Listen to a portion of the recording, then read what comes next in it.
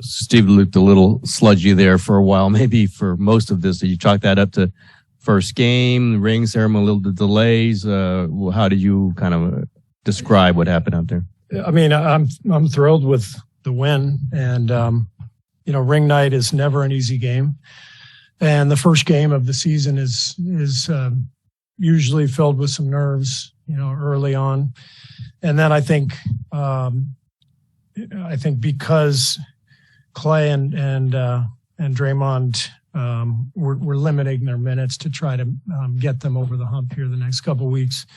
Probably threw a little bit of a wrench in the rotation, and we haven't had much rhythm with. You saw that we had Clay out there early fourth with the group. They hadn't played together, and you could kind of tell. So we're not where we need to be, but took care of business. It's a great win in front of our fans. Ring night. I think all of our guys should go home and be really happy and get a good night's sleep. You went 11 deep, partly because of the conditioning, but also because you have 11 rotation guys. How would you compare, I know it's early, but how would you compare the depth you potentially have on this team to past teams? I think it reminds me of 14-15, although the depth is younger. But, 14-15, we had games where we didn't play Sean Livingston. We didn't play Leandro Barbosa. They both had a couple of stretches in that season where they either played very limited minutes or didn't play at all.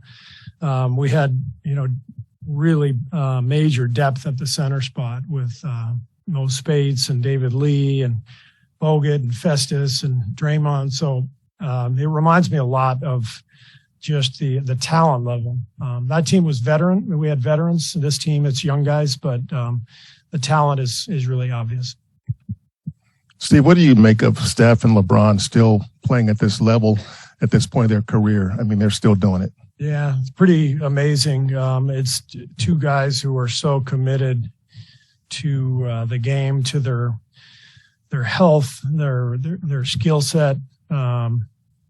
It's remarkable. They both make it look so easy too. But this didn't really happen a whole lot 20, 30 years ago. I think we're smarter now. The players have more knowledge at their fingertips.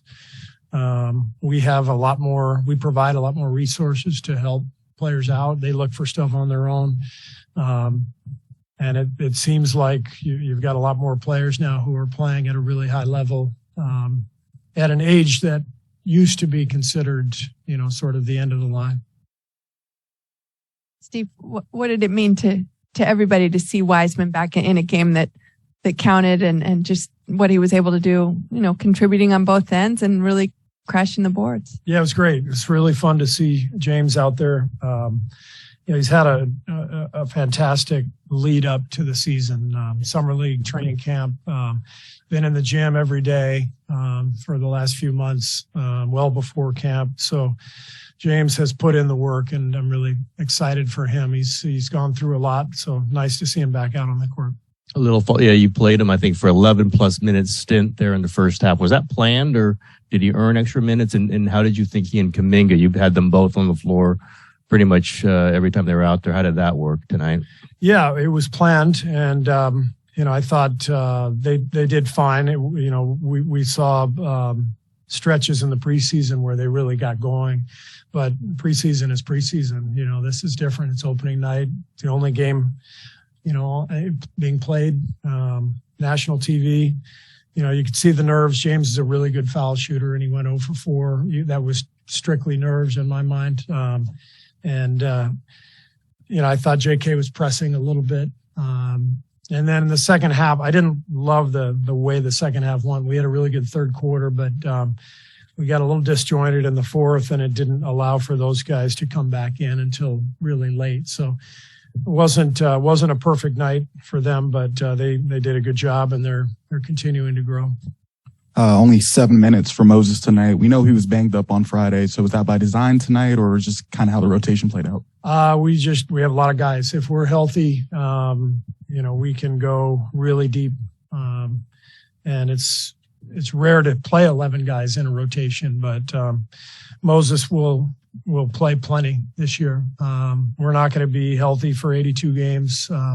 It's going to be lots of opportunities for him and for our other young guys. But what I told the team yesterday is that, because of our depth, certain nights aren't going to go your way, and you just got to keep your head up and keep going, and your chance will come. Is there a position, like one more than the other, that you think has more depth on this team? Like, is it the 2-guard, center?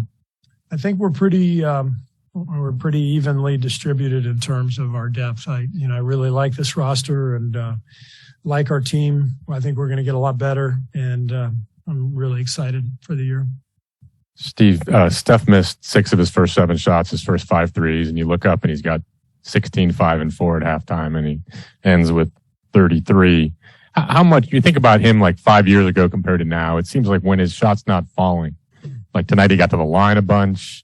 He kind of creatively drove around guys. I mean, how does he adapt maybe better than he used to when his shot's not falling? I think he's physically stronger. The last couple of years he's just looked physically stronger than he looked to me, early on when I first coached him. And so I think he's able to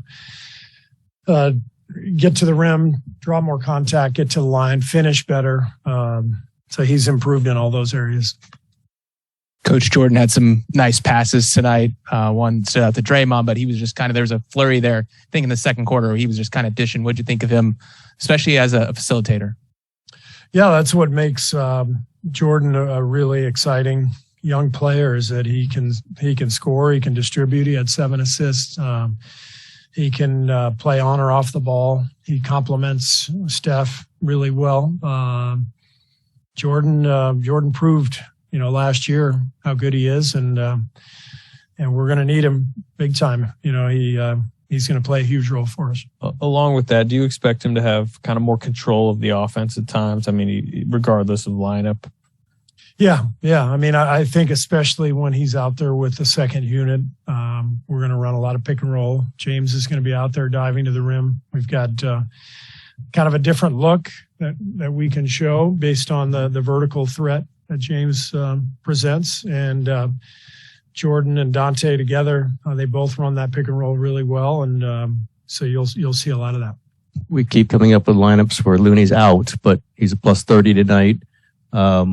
Has he become essential to the things that maybe long ago he did, but has he become even more a fundamental part of the things you have to, the lineups and the rosters you put together? He's just really good. The first thing I said to the coaches when I looked at the box score, it's like perfect Kevon Looney line. He's, I think he had like 6 points, and what did he have? 7 points, 6 rebounds, 2 assists, plus 30. Like, he just, he doesn't score a lot, but he's smart, he's tough, he's in the right spot all the time. He creates advantages with his screening. Fantastic defensively. He's just a winner. Hey, Steve, how did this ring night compare to the other ones, and what were kind of your personal highlights? I honestly don't remember a lot of detail about ring nights in the past. I couldn't even tell you who we played, over the last few times. They're all fantastic. The one thing I noticed is they're handing out medallions now. They're not rings. They're like medallions. I don't know how anybody can put that on their finger, but Raymond probably will. Raymond's that kind of a guy. Thank you.